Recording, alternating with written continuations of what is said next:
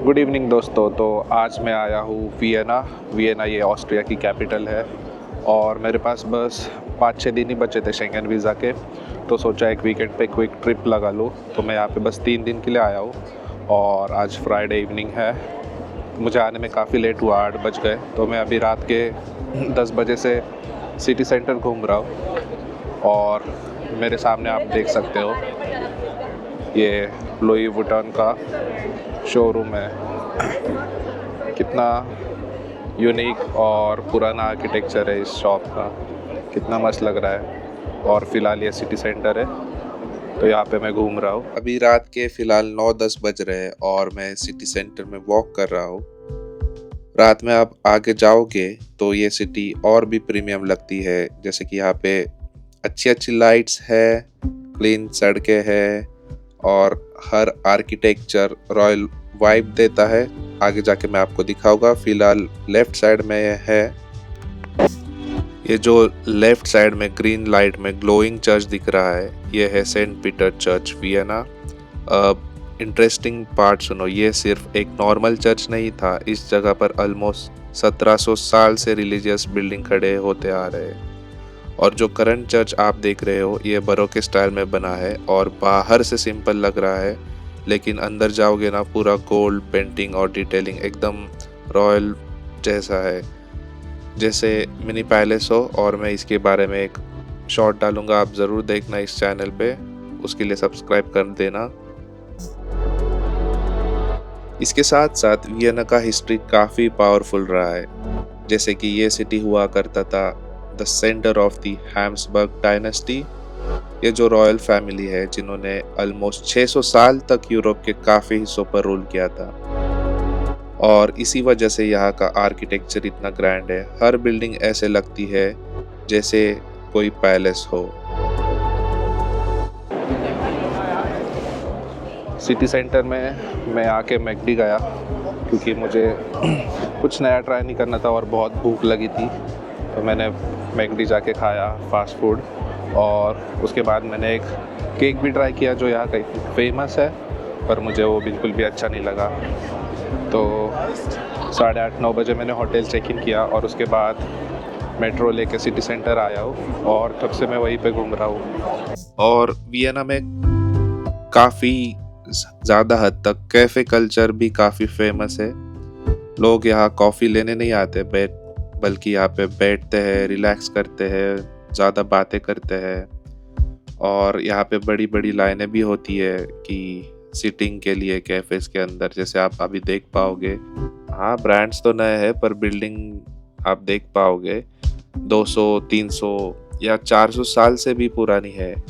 तो इसी बात की वजह से वियना का पूरा सिटी सेंटर एक्चुअली यूनेस्को के वर्ल्ड हेरिटेज साइट में आता है, पूरा का पूरा सिटी सेंटर।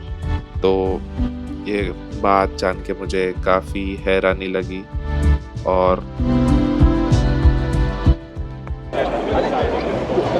शायद आज फ्राइडे इवनिंग है इसलिए इतनी भी भीड़ हो सकती है और काफ़ी अच्छा लग रहा है। तो मैं अभी ऐसे ही चलूँगा सिटी सेंटर में 11, 11:30, 12 तक और फिर मैं आपको अपना हॉस्टल भी दिखाता हूँ घर जाके।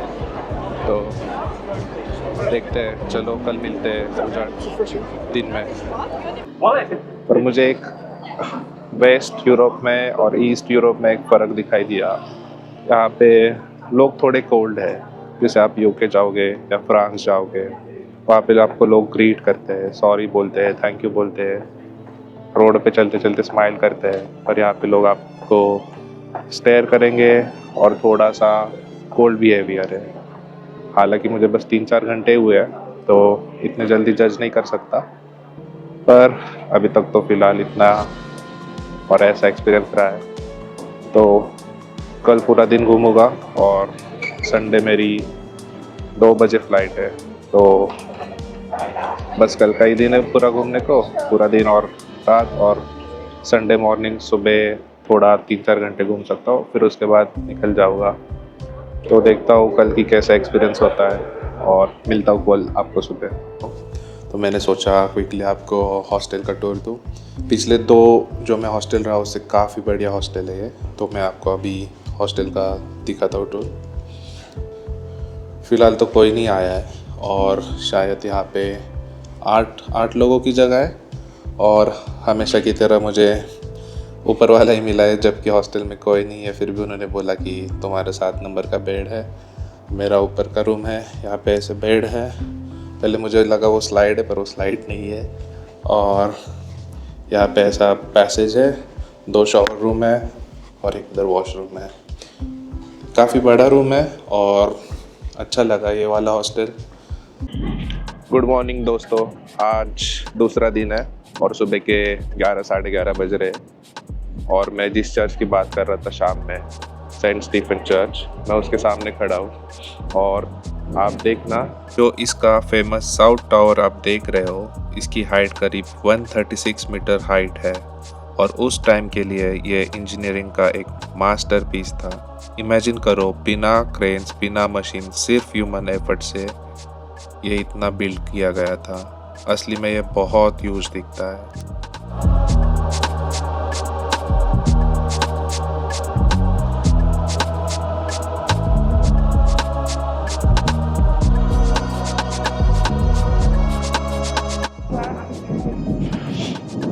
तो मैंने थोड़ा सा पढ़ा इस चर्च के बारे में और ये चर्च बनना शुरू हुआ 1138 में और शुरुआत में ये रोमन स्टाइल में बना था। फिर बाद में हैम्सबर्ग यहाँ के राजा थे, उन्होंने 1400 में इसे चेंज किया और गोथिक स्टाइल में बनाया। पर जो रोमन के ज़माने का गेट है 1137 का, वो अभी भी है। तो देखते हैं अंदर से कैसा होता है चर्च और आपको भी दिखाता हूँ। जैसा मैंने आपसे कहा कि ये 900 साल पुराना है, तो इसकी शुरुआत 1100 में स्टार्ट हुई, जब यहाँ एक छोटा सा रोमन चर्च बनाया गया था। लेकिन जो आज आप देख रहे हो, ये एक ही टाइम में नहीं बना था, ये सेंचुरी तक एक्सपांड होता रहा। 13-14 सेंचुरी में इसे गोथिक स्टाइल में कन्वर्ट किया गया और वही वजह है कि आज ये इतना टॉल, शार्प और ड्रामेटिक लगता है। गोथिक आर्किटेक्चर का मेन पर्पस ही था कि बिल्डिंग को इतना ग्रैंड बनाना कि इसे देखते ही इंसान को डिवाइन फील आए।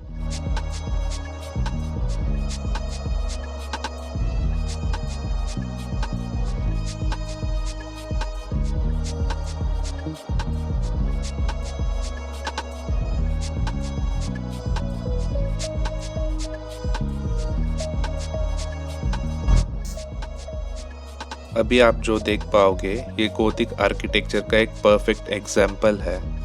इसमें हाई सीलिंग्स होती है, इतने टॉल पिलर्स होते हैं, सब कुछ ऐसे डिज़ाइन किया गया है कि आप ऑटोमेटिकली ऊपर देखो, ताकि आपको एक स्पिरिचुअल, ऑलमोस्ट डिवाइन फीलिंग आए। नोटिस करो, जितना ऊपर जाते हो उतना स्ट्रक्चर नैरो होता है और ये इंटेंशनल डिज़ाइन है ताकि बिल्डिंग और भी ज़्यादा टॉल और पावरफुल लगे। ये जो कलर्ड ग्लास विंडोज़ देख रहे हो, ये सिर्फ डेकोरेशन नहीं है। पुराने टाइम में जब लोग पढ़ नहीं पाते थे, तो इन विंडोज़ के थ्रू उन्हें रिलीजियस स्टोरीज समझाई जाती थी। अभी आप वॉल्स पे स्टैचूज देख पाओगे। मोस्टली ये सेंट्स, बिशप्स या इम्पोर्टेंट रिलीजियस फिगर्स होते थे, जो क्रिश्चियनिटी के हिस्ट्री में काफ़ी इम्पोर्टेंट रहे हैं। पुराने टाइम में लोग पढ़ नहीं पाते थे, तो चर्चेस ऐसे ही डिज़ाइन किया जाता था ताकि लोग बिना पढ़े ही लोगों को कहानी के द्वारा उनका रिलीजन समझ पाए। तो अभी मैं चर्च के बाहर आया और ऑपोजिट साइड में आया और ये ना कि एक ख़ास बात है, यहाँ पे अभी भी घोड़ा गाड़ी चलती है और इसे एज अ टैक्सी लोग यूज़ करते हैं। तो ये काफ़ी अच्छा लगा मुझे। देखो ना, टैक्सी की तरह लाइन में खड़े हैं कि कस्टमर ढूंढने, अभी भी यहाँ पे ये चलता है। और ये जो थोड़ा सा जला हुआ चर्च आप देख पा रहे हो राइट साइड पे, इसकी वजह वर्ल्ड वॉर 2 का वॉर था और 1945 में यहाँ आग लगी थी और कैथेड्रल का काफ़ी हिस्सा डैमेज हो गया था। इसे पूरी तरह हटाया नहीं गया ताकि हिस्ट्री याद रहे, और फिर भी सिर्फ कुछ सालों में लोगों ने इसे वापस खड़ा कर दिया। तो मैंने जाके वो टांगे वाले से प्राइस पूछा कि कितना है, तो उसने बोला 20 मिनट का 70 यूरो है प्राइस वो टांगे पे जाने का। बाप रे इसमें मुझे बहुत मन था पर 70 यूरो यार बहुत ही ज़्यादा है, तो मैं नहीं करूँगा। और आज बहुत तेज़ हवा, बहुत। वियना में ये ट्रेडिशन 100 साल पुराना है, जब रॉयल फैमिलीज ऐसे ही हॉर्स कैरिज में ट्रैवल करती थी। आज इन्हें फियाकर बोला जाता है और ये वियना की आइडेंटिटी का एक पार्ट बन चुका है।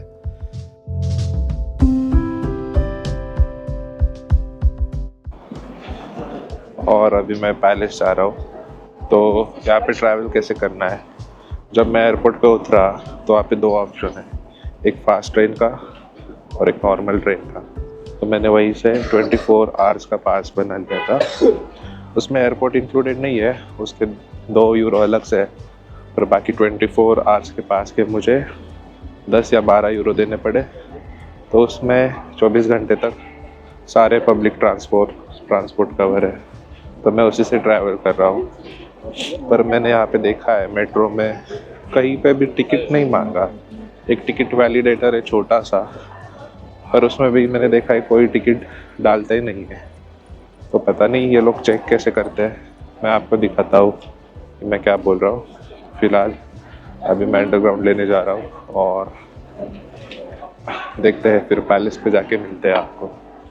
जैसे मैंने आपको बताया, मुझे एयरपोर्ट से क्यूआर कोड वाला टिकट मिला, पर यहाँ पे कोई भी मशीन नहीं है वो क्यूआर कोड वाला टिकट स्कैन करने के लिए। और यहाँ पे कोई गेट नहीं है जहाँ पे मैं टिकट दिखा पाऊँ। और मैंने हालांकि यहाँ पे किसी भी इंसान को या कोई भी व्यक्ति को टिकट अपना स्कैन करते हुए नहीं देखा। और ट्रेन में भी हालांकि कोई टीसी नहीं आया, तो पता नहीं यहाँ पे टिकट चेक भी होता है या नहीं। तो ऐसा मेरा एक्सपीरियंस था मेट्रो का। पर मेट्रो काफ़ी वेल कनेक्टेड है और हर जगह आप जा सकते हो, तो मुझे अच्छा लगा यहाँ का मेट्रो का नेटवर्क। कासल के एंट्रेंस पे आया और वहाँ पे एक शॉप था जहाँ पे पहली बार मैंने ये वाला रेड बुल देखा, ये वाला, और ये मुझे 4 यूरो का पड़ा।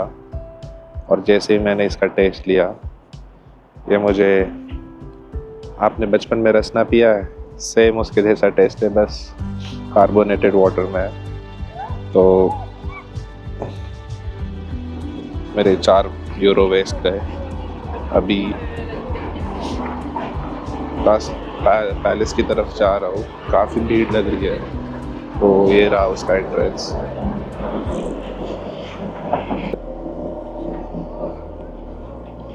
तो अभी मैं पहुँच गया हूँ पैलेस के आगे। पर यार मुझे इतना कुछ खास नहीं लग रहा है। जो मैंने लास्ट वाला देखा था, palace of Versailles in France, वो ज़्यादा खूबसूरत था। और आप ये येलो कलर का पैलेस देख रहे हो, ये करीब 300 साल पुराना है। 1700 में बनाया गया था, जब हैब्सबर्ग डायनेस्टी अपनी पीक पावर थी। बेसिकली ये उनका समर रेसिडेंस था, मतलब किंग और क्वीन यहाँ रिलैक्स करने के लिए समर में आते थे। और सबसे बेस्ट पार्ट है, ऊपर से पूरा वियना दिखता है, बिल्कुल रॉयल व्यू पॉइंट जैसा।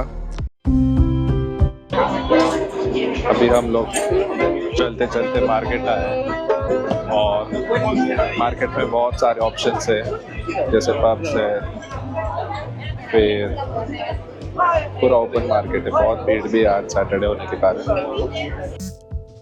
मैं जिस मार्केट में घूम रहा हूँ ये भी काफ़ी पुराना है, लगभग 1600 से स्टार्ट हुआ था, मतलब 400 साल पुराना है।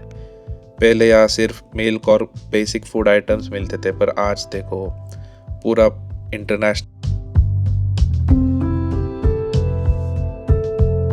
फूड हब बन चुका है।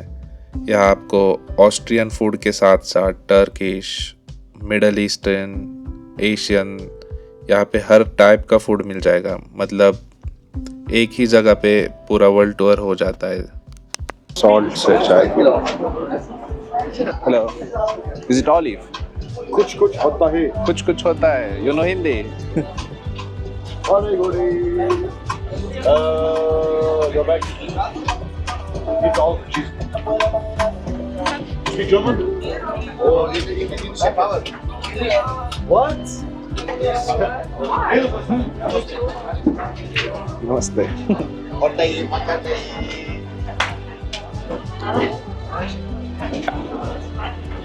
अभी मैं रोड पे ऐसे ही चल रहा हूँ। अभी यहाँ पे दूसरा और एक चर्च है जो बहुत खूबसूरत है, वहाँ जाने वाला हूँ। और फिलहाल रोड पे कुछ ऐसा नज़ारा है। यहाँ पे हर जगह कितनी खूबसूरत बिल्डिंग्स है। ये देखना कैसा रेजिडेंशियल एरिया है। और यहाँ पे चलने के लिए जगह है, वहाँ पे कार्स का है, वहाँ पे फिर साइकिल का है और फिर वापस चलने के लिए। तो मैं जस्ट सेंट चार्ल्स चर्च पहुँचा और यहाँ पे काफ़ी अच्छा वाइब है। यहाँ पे बैठने के लिए भी जगह है, जैसे चर्च के सामने देख सकते हो लोग। ये छोटा सा स्विमिंग पूल या तालाब कह लो, तालाब ही कह लो, इसके सामने बैठने के लिए जगह है। ये जो चर्च आप मेरे सामने देख रहे हो, ये सिर्फ एक बिल्डिंग नहीं है, ये एक प्रॉमिस था। तो बात ऐसी थी कि 1700 में वियना में एक डेंजरस प्लेग डिजीज़ फैल गया था। तब किंग ने प्रॉमिस किया था अपने भगवान से कि अगर ये सिटी बच गई तो वो इतना ग्रैंड चर्च बनाएगा। और फिर उसके बाद धीरे धीरे सब ठीक हुआ और फिर राजा ने ये चर्च बनाने की शुरुआत की। तो अब आप इसका साइज़ देखोगे तो ये इतना ह्यूज डॉम है, इतने बड़े पिलर्स है, तो दूर से ही पूरा डोमिनेट करता है एरिया को। मतलब उस टाइम के हिसाब से ये सिर्फ चर्च नहीं, एक स्टेटमेंट था। और इसीलिए ये जगह सिर्फ सुंदर नहीं, ये वियना की होप और पावर दोनों का दर्शन कराती है।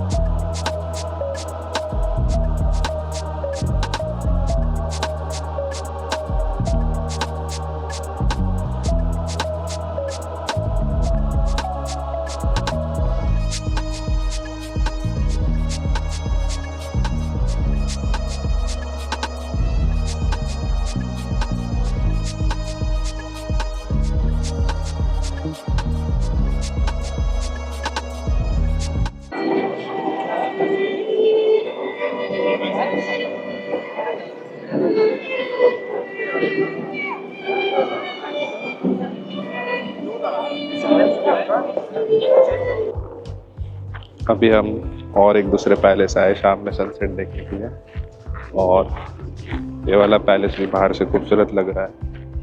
वहाँ पे सनसेट हो रहा है और यहाँ से पूरे वियना का नज़ारा दिखता है। और वो रहा सेंट कैथेड्रल चर्च जहाँ पे हम गए थे। तो अभी देखते हैं क्या करना है। मुझे यूनी के दोस्त भी मिले, तो अभी हम शाम में बाहर जाएंगे, खाएंगे पिएंगे, पार्टी करेंगे, देखते हैं क्या करना है और मिलते हैं फिर कल सुबह डायरेक्टली। अभी तो बैटरी भी ख़त्म हो गई है। बस इतना सा ही था वियना का ट्रिप। मिलते हैं कल। और यहाँ पे भी बड़ा गार्डन है और वो वाला भी शायद पैलेस ही है, वो भी खूबसूरत दिख रहा है। चलो मिलते हैं कल। मैं अभी भी बहुत ही मैच्योर फील कर रहा हूँ क्योंकि इस पर मैं अभी भी हंस रहा हूँ। बहुत ही ज़्यादा इमैच्योर हूँ मैं अभी।